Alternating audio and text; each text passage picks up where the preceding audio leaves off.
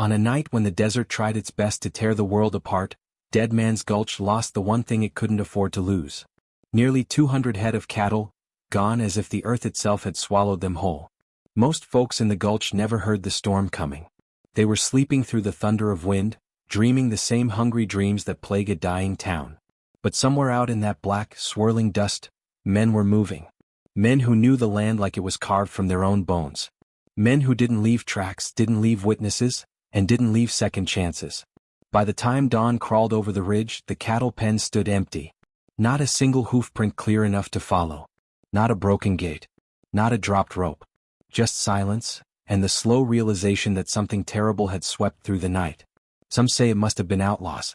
Others whispered a darker truth, that only ghosts could move 200 cattle under the cover of a storm without waking a soul.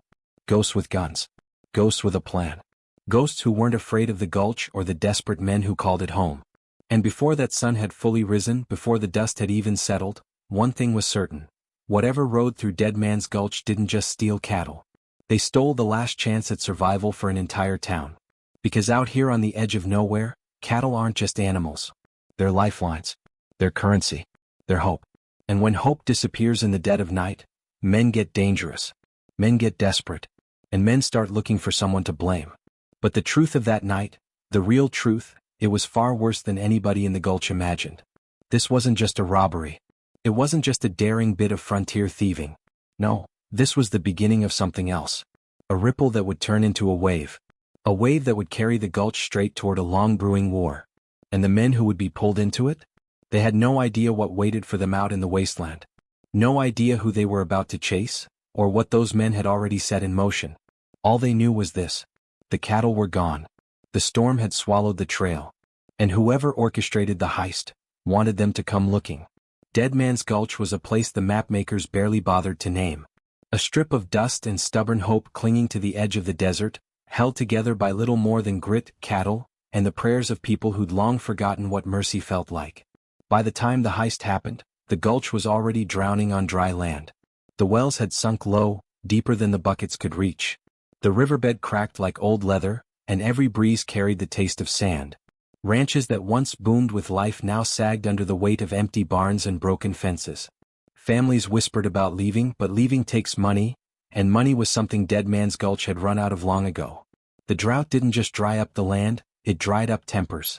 You could feel it in every saloon argument, every sideways glance on the boardwalks, every tense handshake between ranchers who used to call each other neighbors. Folks were holding on, barely, like frayed rope in a windstorm. And the only thing keeping that rope from snapping was cattle. Those cattle weren't just animals.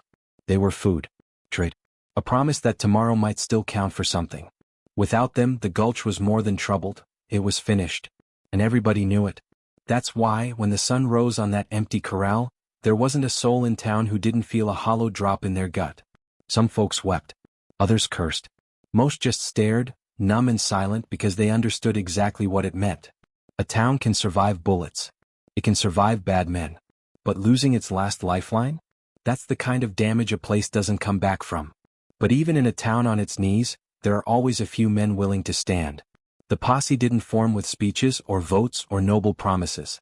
It formed the way most things do out here, quietly, out of necessity. First was the trail boss. A man carved out of miles and misery, with sun-weathered skin and a stare that could measure a man's worth without a word. He'd seen cattle lost before, but never like this. Never all at once.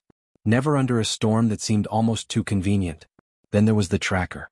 No one knew where he came from, or what he'd done before he drifted into the gulch years back. But he moved through the desert like he was part of it, reading the land the way other men read a newspaper.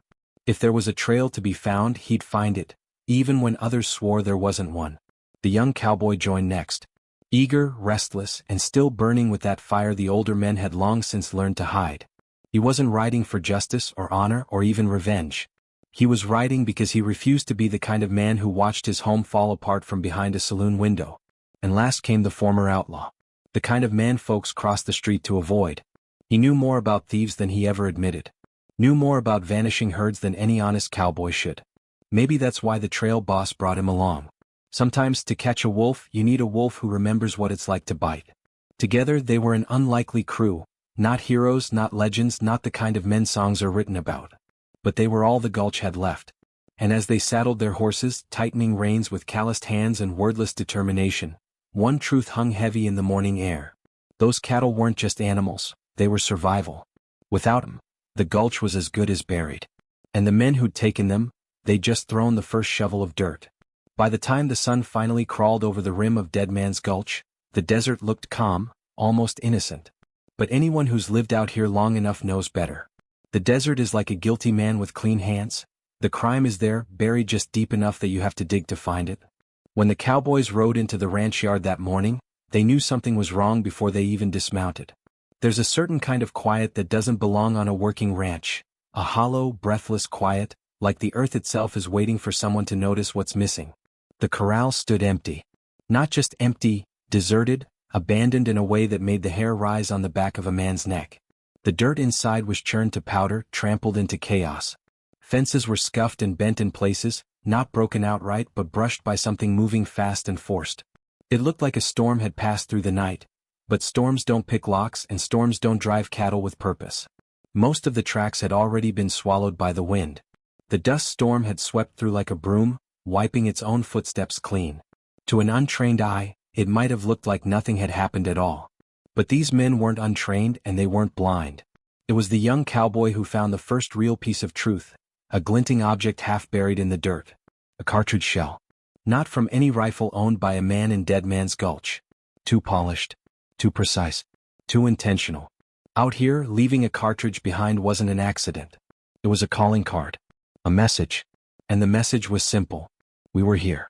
And we're better at this than you. The tracker found the next clue, faint hoof prints at the edge of the yard where the wind hadn't swept as clean. But these weren't local horses. Longer stride, sharper edges to the shoe, a slight drag on the back left that marked a mount not accustomed to this terrain. Whoever rode through here had come from far off, used to open country, not the narrow trails of the Gulch. Then came the final piece, caught on a strand of barbed wire. A torn strip of cloth. Dark, weathered fabric ripped in a hurry. The kind worn by men who didn't want to be seen, who didn't want to be remembered. The former outlaw turned the cloth over between his fingers, and the way his jaw tightened told the others he recognized something he wasn't saying out loud. But it wasn't the clues that made the decision for them. It was what those clues meant. 200 head of cattle don't just disappear. They aren't swallowed by storms, they aren't whisked away by bad luck. Someone took them and took them clean. When the sheriff finally arrived, he looked over the devastation with the caution of a man already beaten by too many bad outcomes. He studied the empty pens, the faint tracks, the lone shell. Then he shook his head like a man trying to shake loose a nightmare. He told them the truth as he saw it. The thieves were long gone, the storm had covered their trail, and chasing them into the Badlands would be a suicide march. Too dangerous. Too far. Too hopeless. But the trail boss stepped forward, eyes hard as desert stone. "We ride now," he said, voice low and steady, "or we don't ride at all." No one argued. Not even the sheriff. Because deep down everyone knew the same thing. This wasn't just about cattle. This was about survival. This was about justice. And maybe, just maybe, this was about revenge. What none of them understood yet was how far the trail would take them. Or how much darker the truth would get. The posse rode out before the sun had fully claimed the sky, leaving behind the safety of fences and familiar dirt for the wide-open stretch of the frontier. Out there, the land didn't care who you were or what you were chasing. The land played by its own rules, cruel ones, and every man who dared to cross it paid a toll. The first miles were a test of endurance. The plains ahead looked as though a giant hand had come down and scorched the world flat. Heat shimmered off the ground in wavering sheets, bending the horizon, making distant rocks dance like phantoms. The kind of heat that crawls under your hat, settles behind your eyes and makes a man start doubting the things he sees. Coyotes watched from the ridge lines, patient and silent, following the riders with the same calculating gaze they used on wounded cattle. It wasn't the cowboys they were interested in, but the possibility that one of them might fall. Still the men pressed on. The tracker dismounted often, studying the faintest impressions in the dirt, his fingers tracing subtle breaks in the crust. A twitch of the trail boss's reins told the others when to move, when to hold, when to let the tracker work. Even the young cowboy stayed quiet. It was as though the desert itself demanded silence. Hours passed like this. Slow. Brutal. Suspiciously uneventful. Too uneventful. That's the thing most folks don't understand about the frontier. Danger rarely announces itself. It waits. It listens. It chooses its moment. And when it comes quick. The first shot cracked through the air like lightning splitting dry timber. No warning. No shout. Just a sudden vicious whistle of lead slicing past the trail boss's shoulder. Every man dropped from the saddle instinctively, boots hitting dirt as their horses reared. Another shot followed, closer, sharper, striking a rock so near the young cowboy's head he felt the sting of stone against his cheek. The riders scrambled, diving behind boulders and jagged outcrops, hearts pounding as the echoes of gunfire snapped through the canyon walls. The tracker was the first to spot the glint. A flash of metal in a rocky perch above them. A sniper. Alone, or so it seemed. Hidden deep in the stone, elevated, confident. And worse, waiting for them. The trail boss signaled with 2 fingers, a silent command learned in harder times, and the former outlaw circled wide, moving with the quiet of a man who'd survived too many ambushes not to recognize another one. The shooter fired again, but his aim wavered. Maybe fear. Maybe frustration. Maybe he didn't expect his targets to respond with such quickness. The return fire from the cowboys was disciplined, deliberate, patient. They weren't shooting to kill, they were shooting to pin him down. One shot found its mark. Not enough to drop the man, but enough to make him cry out. Enough to mark him. Enough to leave blood spattered across the rock before he disappeared into a narrow crack in the canyon wall, escaping like a rattlesnake retreating into its den. The silence that followed wasn't the peaceful kind. It was the kind that told every man there that something was wrong, deeply wrong. Because thieves, real thieves, don't sit on ridge lines waiting to pick off the men chasing them. That takes a different kind of planning. A different kind of patience. A different kind of threat. The trail boss wiped dust from his face and stared at the blood drying on the rock above. This wasn't a warning shot, he muttered. This was a message. And every man knew exactly what he meant. Someone had expected their pursuit. Someone had set this ambush in advance. Someone wanted them slowed, or dead. This wasn't sloppy outlaw work.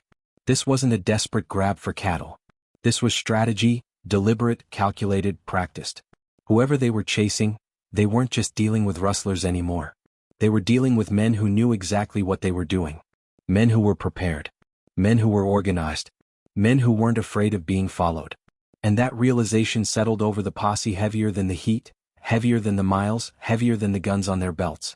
Because a thief with a gun is one thing. But a thief with a plan? That's something far more dangerous. By the time the posse pushed into the Badlands, the desert had stripped them down to the raw edge of their endurance. The plains gave way to jagged earth, blistering rock, and a sun so merciless it seemed to lean closer with every mile. Out here, nothing survived by accident. Not the plants, not the animals, not the men. Water ran low first. It always does. Canteens that once felt heavy now sloshed with nothing more than warm disappointment. Horses that had carried the cowboys faithfully through storms and stampedes now staggered, ribs showing, breaths shallow and ragged. Their eyes grew dull, their steps uncertain. Then came the moment every rider dreads. One cowboy, strong, capable, stubborn as they come, swayed in his saddle, muttered something half-formed and tipped sideways into the dust. He didn't pass out quietly. He hit the ground like a sack of dry bones, skin cracked from heat, lips split from thirst.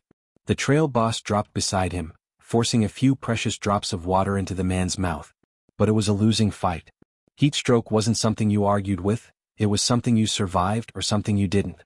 After a long stretch of tense silence, the cowboy's eyes fluttered open, but only just. That was when the debate began.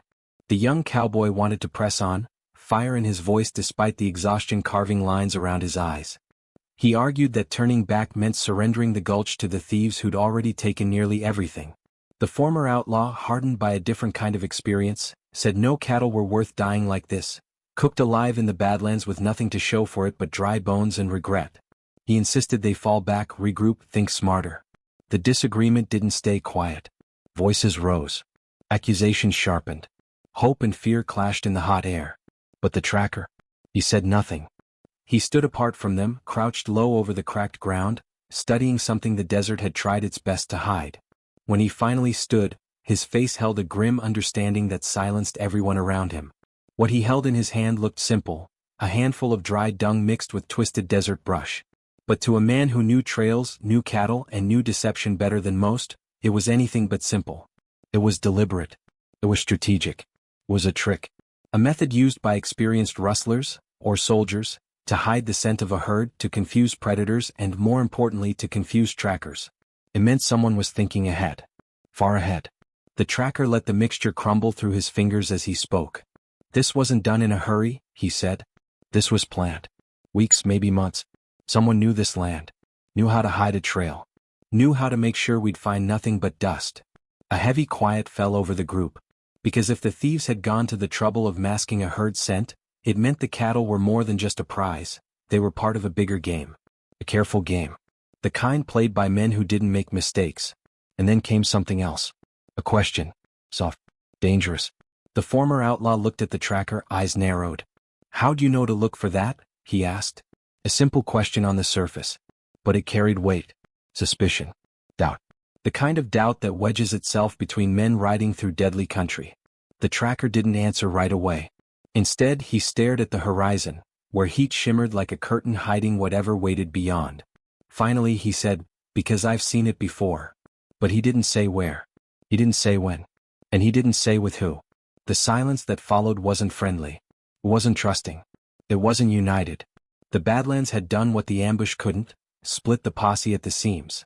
And though they pushed on, every man felt it, the thieves weren't just ahead of them. They were toying with them, leading them, testing them. And someone in that posse might have understood the tactics a little too well. By late afternoon, the Badlands opened into a maze of broken hills and dry ravines, the kind of country where men vanished without leaving so much as a whisper. It was here, tucked between two crumbling ridgelines, that the posse stumbled upon the old mining camp. The mine had been abandoned for years, maybe decades. The wind had stripped the place bare, collapsed shacks with roofs caved in, rusted tools half buried in sand, and a silent shaft mouth gaping like the entrance to some ancient grave. No reason for anyone to be here. No water. No shelter worth a damn. Nothing but ghosts and bad memories. Which is why the fresh footprints were so out of place. The young cowboy spotted them first, shallow impressions leading from the ridge to the camp. Not many, just one or two sets. But recent. Hours old, not days. The kind of tracks left by men who believed they wouldn't be followed. Or didn't care if they were. The posse dismounted, moving slowly, cautiously. They found the first real sign of life near what used to be the cookhouse. A fire pit that still held a whisper of warmth, ashes stirred by a breeze that hadn't had time to fully erase them. Someone had eaten here. Someone had rested here. Someone had expected to stay just long enough to leave before the posse caught up. Then there were the beans. Half-eaten. Left sitting in a dented tin bowl, as if the man holding the spoon had been interrupted and walked off without finishing his dinner. No ordinary outlaw abandoned food in the desert. Not unless he was planning to return, or had been spooked into leaving faster than he intended. The former outlaw crouched near the bowl, studying it as though it held secrets. This wasn't a stop, he muttered. This was a staging point. And he was right. Because farther back, near the collapsed mine shaft, the tracker uncovered something far more telling. A piece of metal buried under loose rock. He pried it free, brushing off the dust, and what gleamed beneath made every man straighten in silence. A branding iron. But not just any branding iron, one marked with the same symbol used in Dead Man's Gulch. The thieves weren't just stealing cattle. They were rebranding them. Preparing them for sale. Preparing them to disappear into markets hundreds of miles from the Gulch, where no one would question their origin. It was smart. It was methodical. It was unforgiving. The cattle weren't meant to be found. They were meant to be erased. And then the final clue. The one that tightened everything into a knot of suspicion and dread. Pinned beneath a rock near the entrance of one collapsing shack was another strip of fabric. This one wasn't torn by accident. It was cut clean, deliberately, as though someone meant to leave it behind.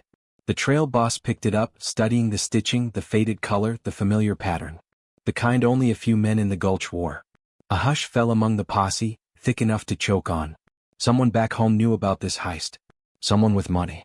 Someone with influence. Someone who could supply a branding iron, hire men skilled enough to mask trails, and choose a hiding spot that even a seasoned tracker struggled to decipher. The young cowboy spoke first, barely above a whisper. Maybe this wasn't about stealing cattle, he said. Maybe this was about taking the whole town apart. The former outlaw gave him a long, unreadable look, then turned away. The tracker said nothing, but the way his jaw clenched spoke volumes. He recognized something. Something he wasn't sharing. The trail boss folded the cloth and tucked it into his vest. We keep riding, he said. Because whoever did this They didn't just want our herd. They wanted us desperate. He mounted up, eyes fixed on the canyon beyond the mining camp, a narrow throat of stone where shadows stretched long and ominous. And men who want you desperate, he said softly, ain't planning to let you walk back home. The posse rode on, but unease followed them like a second shadow. They'd found clues, yes, real clues. But they'd also found something far more dangerous. A plan. And the sense that they were already inside it. By the time the posse crested the final ridge beyond the mining camp, the desert seemed to stretch out endlessly, barren and indifferent. The cattle were gone, the trail was faint, and the men riding it were beginning to realize something they hadn't yet dared to say aloud. This wasn't just a theft. This was a message. A warning. And someone was orchestrating it from the shadows. Hints began to piece themselves together like a puzzle no one wanted to solve. The torn fabric, the branding iron, the masked trails, the ambush in the Badlands, it all pointed to one undeniable conclusion. The heist wasn't random. It wasn't chaos. It was calculated. It was revenge. And someone very close to the Gulch had a hand in it. The young cowboy muttered at first, his voice a mix of fear and anger. Someone knew we'd come after them, he said. And not just us. They knew the whole town would be scrambling. The former outlaw's eyes narrowed. He didn't speak, but the way he gripped his reins, knuckles white against leather, told the others he suspected the same. This was more than business. More than greed. More than survival. This was personal.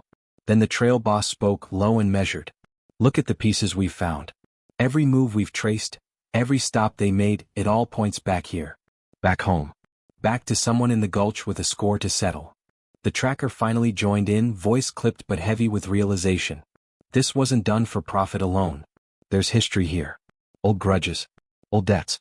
Someone wanted to see the town divided, weak, desperate enough to fall into their hands. And just like that, the trail took on a new weight. The cattle weren't just missing. They were bait. The stolen herd was the spark that would ignite a powder keg of old rivalries, grudges that had smoldered for decades, waiting for the perfect moment to flare into open conflict. Arguments had begun to form in the posse during the ride. The young cowboy accused old men in the Gulch of turning against each other. The former outlaw reminded them of past betrayals, men who had used the desert as a cover for far deadlier schemes. Even the trail boss, usually the calmest among them, could no longer mask the tension tightening in his chest. And then a chilling possibility settled over them. What if the heist wasn't just about the cattle? What if someone had planned the theft knowing exactly how we'd respond? That thought hung heavier than the midday sun. It meant the enemy wasn't just ahead. It meant the enemy had been watching, waiting, and planning, and maybe, just maybe, someone in Dead Man's Gulch had helped them do it. The posse rode in silence after that, each man lost in his own thoughts. The desert around them seemed to close in, the shadows of the canyon stretching long, mocking, threatening. Every foot of earth they crossed carried them further from the safety of fences, further from the familiar, and deeper into a game they didn't fully understand. And as they rounded a bend in the canyon trail, the truth became impossible to ignore. This wasn't just about a herd of stolen cattle. This was a battle for the soul of Dead Man's Gulch itself. A war that had been decades in the making. And one that wouldn't end until every secret, every betrayal, and every hidden grudge was dragged into the light, whether the town was ready for it or not. Because in the desert, grudges don't die. They only wait. And someone somewhere had just lit the fuse. The canyon narrowed as the posse approached the final stretch of the trail. The sun hung low, painting the rock walls with fire and shadow, turning every jagged edge into a potential threat. Ahead lay the thieves' lair, a narrow ravine hidden from above where the stolen cattle were corralled. It was a trap disguised as a safe haven, and the posse knew it the moment they saw the sheer cliffs lining the canyon like sentinels ready to strike. The trail boss signaled the men to spread out. Every heartbeat felt heavier than the last, every step closer tightening the invisible noose of anticipation. The tracker scanned the rocks, reading shadows like pages of a book, while the young cowboy gripped his rifle with white-knuckled tension. Even the former outlaw, usually calm as a desert night, moved with a quiet ferocity that made it clear he understood the danger in ways the others couldn't yet see. Then the first gunshot rang out. Not a warning. Not a stray bullet. A sniper from above had spotted them, and the fight that had been simmering for weeks erupted in a single, chaotic instant. The air filled with gunfire, shouts, and the panic of startled cattle, hooves pounding the dry earth as the herd tried to flee but had nowhere to go. Rocks splintered under the hail of lead, and the canyon itself seemed to roar in response. The posse dove behind boulders, firing carefully, methodically. Each shot counted. Every movement measured. They had learned the lessons of the Badlands, that this wasn't just a fight for cattle but a fight for survival. The first outlaw fell, a flash of red staining the dust beneath him. Another vanished into a narrow crevice, disappearing like smoke into stone. The former outlaw spotted the gang's leader, a man with a personal score against the Gulch, and pushed forward, moving with the precision of someone who had once hunted these same men from the shadows. The young cowboy hesitated, fear clawing at his resolve. But the trail boss's voice cut through the chaos. "We move now or we die here." And with that they surged. Every man riding, shooting, dodging, the line between hunter and hunted dissolving in the heat and dust. A lucky shot sent a boulder tumbling from above, scattering the remaining outlaws and giving the posse the opening they needed. The herd, though shaken and spooked, began to move under the cowboys' guidance. Step by step, the stolen cattle were reclaimed, but the price was high. The sun was setting, but the battle wasn't yet over. The outlaws regrouped at the edge of the canyon, some wounded, some retreating, all angry. The former outlaw confronted the gang leader face to face, a silent, tense moment where words were unnecessary. Years of grudges, betrayals, and desert survival skills hung between them like a knife. And then it ended as abruptly as it had begun. A single shot. A rush of dust. The leader collapsed, the threat extinguished. The posse looked around. The cattle were theirs again. But the cost was clear. Men wounded, men broken, and the unforgiving truth of the desert pressing in. The trail boss gathered the men, voice quiet but firm. "We brought them home," he said, "but remember this. Out here nothing comes without a price. And Dead Man's Gulch will never forget the night we rode through hell for its lifeblood." As they began the slow, grueling ride back, the sun dipped behind the canyon, casting long shadows over the land they had fought to save. The town would survive another day, the cattle were safe, but the memory of this showdown and the forces that set it in motion would linger far longer than the dust settling on the trail. Because in the West, every victory carries a cost, every act of justice leaves a mark, and the desert always remembers. The posse rode back into Dead Man's Gulch under the fading light of dusk, the weight of the day pressing heavy on their shoulders. The herd followed behind them, tired but alive, each step a reminder that the town's lifeline had been reclaimed. For the first time in weeks there was a sense of relief, fragile, fleeting, and almost disbelieving. But the victory was quiet. Not triumphant. Not celebratory. Out here, even when the cattle return, the land doesn't forgive, and the desert never forgets. Every man carried his own scars, visible and invisible, and knew that survival often came at a cost that could never be repaid. The townsfolk gathered at the edge of the corral, eyes wide with wonder, awe, and fear. They had feared losing everything, their homes, their livelihoods, their future. Now the cattle were back.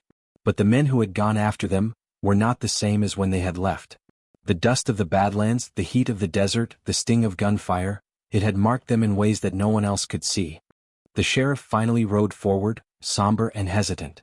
The man who had refused to chase the thieves now faced the consequences of their actions, and of his own inaction. He arrested the few outlaws who had survived, men whose faces bore the stubborn pride of those who had learned nothing except that the desert was merciless. The wealthiest rancher behind the plot tried to flee, but justice, raw frontier justice, caught him before he could disappear into the night. And yet, justice here was never simple. It wasn't clean. It didn't always balance the scales perfectly. Some wounds could not be healed. Some debts could not be repaid. One young cowboy bore the memory of a fallen comrade. The former outlaw bore memories that were older and darker still. Even the trail boss, steady and seasoned, could not shake the knowledge that the forces that had orchestrated this heist were far from finished. The cattle returned to the pens, their presence a fragile promise that the town would survive. But survival here had a cost, and the men who had ridden into the desert that morning knew it. They had stared death in the face, had seen how easy it was to be swallowed by the dust, and had discovered the harsh truth that in Dead Man's Gulch, life was never simple and justice was never final. As night fell, the town exhaled for the first time in weeks. The wind carried whispers of gratitude, relief, and cautious hope. But somewhere in the shadows, the desert waited. It had seen every secret, every betrayal, every grudge laid bare in the chase for survival. And it remembered. Always. The trail boss looked out over the town one last time, the weight of responsibility etched deep into his face. "We rode for the cattle," he said quietly, "but we stayed alive because we had to. And the gulch, it's still standing. For now." And as the stars began to pierce the night sky, one unshakable truth settled over Dead Man's Gulch. Life here was a battle, the desert was a judge, and the choices of men, both good and bad, left marks deeper than any wound the sun or storm could erase. Because in this land, every action has consequences, and every act of frontier justice leaves its shadow, long after the dust has settled. The dust had settled over Dead Man's Gulch, but the desert never forgets. Even as the herd grazed quietly in their pens and the townsfolk breathed easier, a shadow lingered, a sense that the night's events were only the beginning. Somewhere beyond the horizon, a figure watched from the ridges. Not a thief, not a cowboy, not yet. But someone with patience, with a plan, and with eyes trained to see every mistake the men of the Gulch had made. Someone who knew that the return of the cattle was not the end, but the spark that could ignite the next fire. Whispers of betrayal had already begun to spread through the town. Old grudges, buried long ago, were stirring. Families that had once trusted one another were now eyeing each other with suspicion. And somewhere in those quiet streets, men and women alike were asking themselves the same uneasy question. Who could be trusted when even the most loyal might have secrets? The trail boss stood on the edge of the corral, shoulders heavy, eyes scanning the horizon. The sun had disappeared behind the mountains, leaving the land bathed in shadow. He knew the truth. The events of this day would leave marks far longer than the scars on the men's bodies. There were debts to settle, lessons to learn, and enemies who would not wait for mercy. The young cowboy tightened his grip on his rifle, glancing at the horizon where the first stars began to pierce the darkening sky. He felt the thrill of victory, yes, but also the unease of knowing that survival out here was temporary, a fragile breath between storms. The former outlaw wiped the sweat and dust from his face, a shadow of a smile crossing his features. He understood better than most that the West is a land that tests every man, and that every moment of peace carries the seed of the next battle. And so Dead Man's Gulch settled into the night, safe for now. But one thing was certain, the story was far from over. Somewhere in the distance, unseen by the town, plans were being made. Alliances were forming. Revenge was being plotted. And when the next storm comes, whether of dust, fire, or gunfire, the men who survive this heist will be the ones who remember the lessons learned, and the ones who are unprepared will pay the price. Because in the West, nothing is ever finished. Nothing is ever forgiven. And the desert always keeps score.